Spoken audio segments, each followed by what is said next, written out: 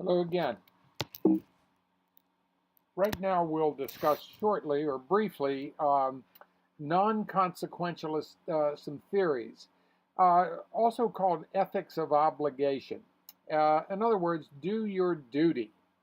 Well, that's not a bad little rule to live by, but determining what indeed is your duty and how you determine that may well present some problems.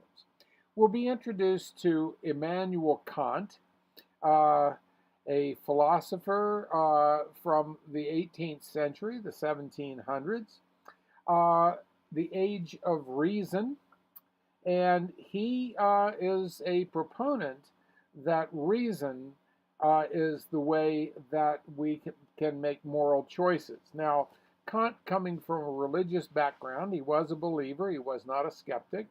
Um, Believes that reason was God given and that humankind, by using reason, would be able to achieve God's purposes, achieve correct moral purposes, uh, and there would be no particular need to consult with God outside of reason in order to make moral choices. He would say reason alone uh, can inform us of the moral law, the source of our moral duties. He says right actions have moral value only if they're done with goodwill. So, in other words, you can't intend to do harm but wind up inadvertently doing good and feeling like you've met your obligations. Uh, and he says, to do right, therefore, we must do it for duty's sake. We must be aware that we have a duty to explore the nature of right and moral action in circumstances and make those decisions. He talks about something called imperatives. An imperative is something you must do. Uh, so, for example, I remember when I was a kid, my mother might say, it's imperative that you clean your room because we have company coming today and I don't want the house to be a mess. Well, in other words, she wasn't kidding. There were consequences uh, to my not doing that. Though it was just her moral imposition on me that it be imperative, that there really was no choice. Kant talks about hypothetical imperatives, um, which tells us what we should do if we have certain desires. For example, if I want an A on the test, then I must study. If I want money, then I must work. That's a hypothetical imperative. But Kant is famous for categorical imperatives. In other words, something so imperative, so important, that we must regard it as being necessary. For example, do not steal. He would say that that's a categorical imperative, that we should never steal. Do not lie. That's another categorical imperative. Under no circumstances should we lie. Now, there will come exceptions to that as we see in the future, questions which raise the actual issue of whether or not lying under certain circumstances might be the imperative. But we will take Kant at his word on this one. Um, as far as the categorical imperative goes, Kant says act only on that imperative or that maximum or maxim rather through which you can at the same time will that it should become a universal law. In other words, when you make an imperative, for example, do not lie, that should be universal. That shouldn't be just in this circumstance or around this person. So, for example, my mother's imperative that I clean my room was not universal. Everyone did not have to clean their room based on her judgment. But Kant would say there are certain things that are universal, that are the same world round, culture to culture, person to person. Um, he says, act in such a way, decide those imperatives, thinking that it should be a universal law.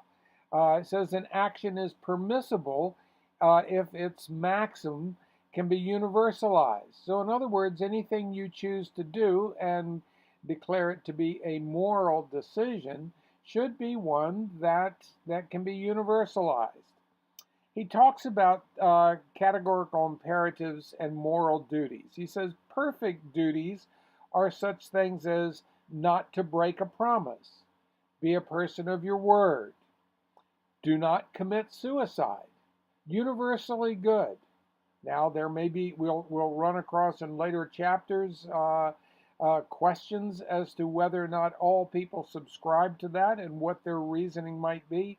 But a perfect duty would be to maintain life, to maintain one's character and honesty. Imperfect duties are things that have some choice and some variability to them.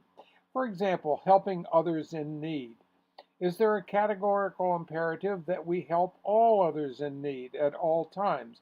Do we have to give every person who asks us for money? Do we have to give them money? Do we have to seek out people in need and be about curing all of their ills and all of their misfortune? Well, it depends. He would say that's an imperfect duty, though he might say seek the benefit of all. That might be a categorical imperative. I don't know. So you might think about your own categorical imperatives. He says we accomplish this when we treat humanity, other people, whether ourselves as a person or any other person, we treat them as ends in themselves, not as means to an end. Let me talk about that for a second. In other words, we all have purposes to fulfill in life that I need to regard and hold in high esteem your purposes. I should not use you to promote my own purposes. So, for example, if like a famous person today who is known for building great buildings and putting his name on them as great edifices to himself, has been known more than occasionally to cheat the people who build the building. In other words, not pay the plumbers and the electricians. Well, the plumbers and the electricians and the carpenters were used as a means to achieve an end. They were not seen as being valuable in and of themselves. So that would be very much against Kant's way of thinking. You would say that's immoral. Okay. That we can have situations where we have to choose sometimes between two perfect duties that directly contradict each other. So, for example, I might make a promise to somebody that I will always respect their will, their decision. I might have my brother, and I might say to him, I will always respect what it is you want to do for your life. He may tell me that he's planning on committing suicide, that I must always be against suicide, not only for myself, but for others.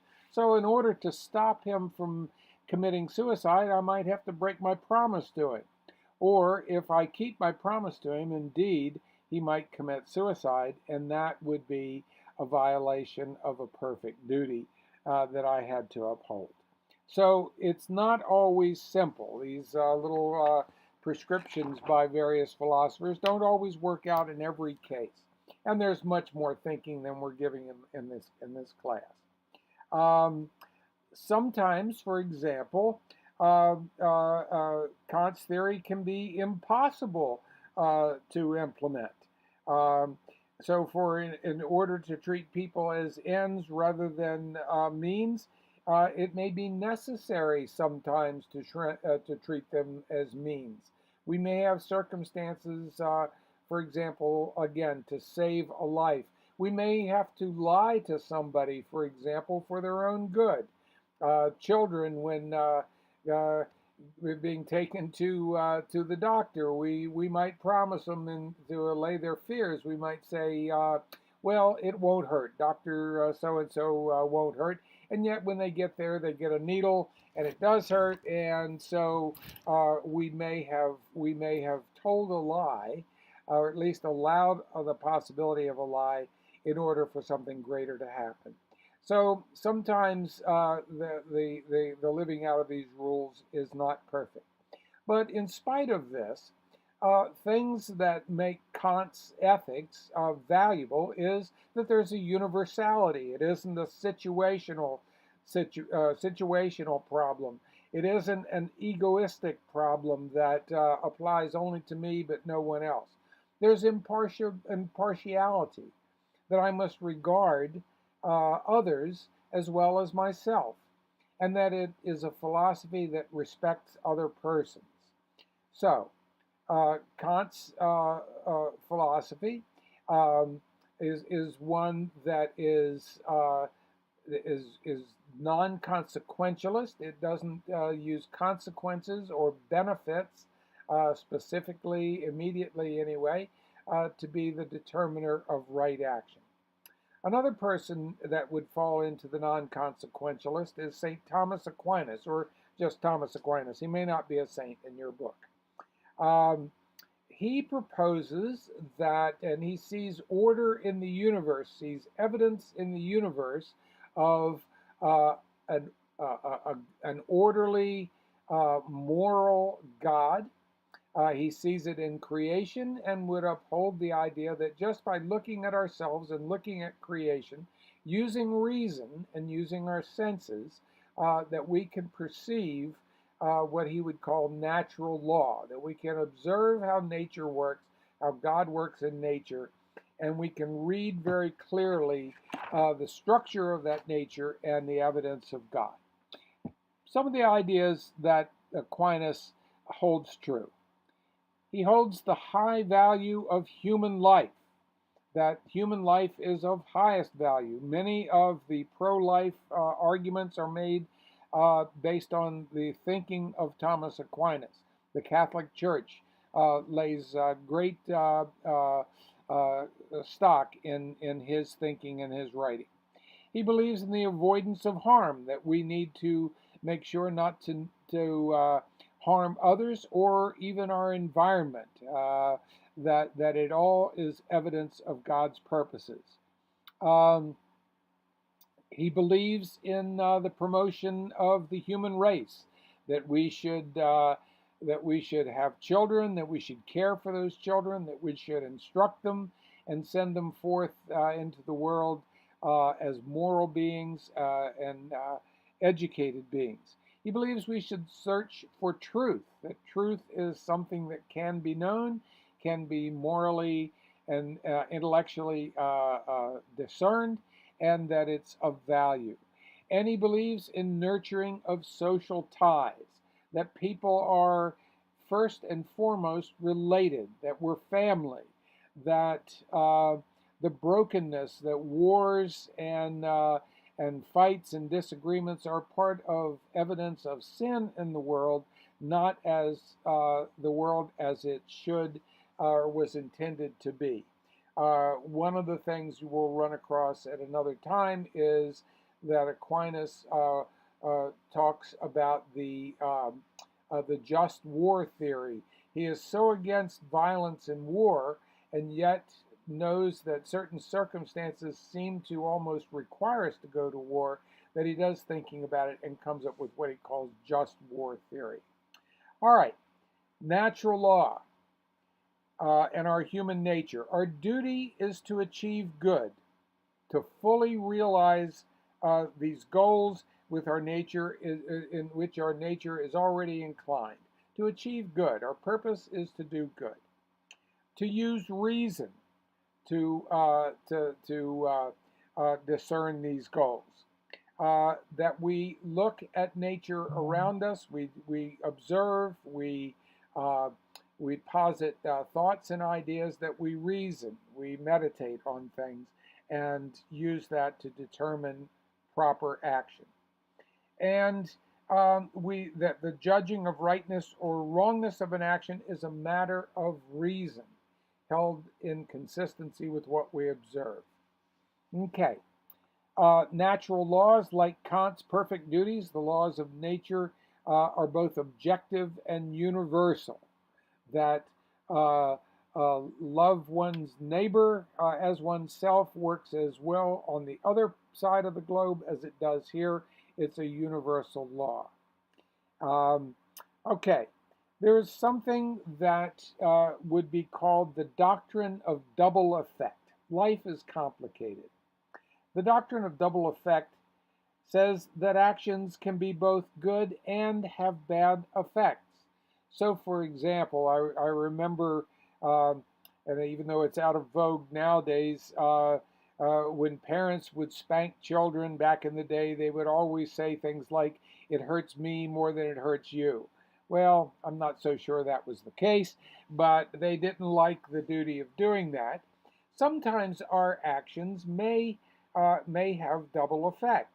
That, for example, a justification of the dropping of the atomic bomb to end World War II was one in which we knew that there would be tremendous negative effect. People would die, even people, American citizens being held in prison camps at Hiroshima and Nagasaki would likely die in the dropping of the bomb. And yet, it was viewed that the positive consequences, ending the war, saving lives, uh, outweighed the negative consequences. So the problem of double effect understands that we don't live in a Mary Poppins world, that all things don't just happen one way or another, that sometimes there are both.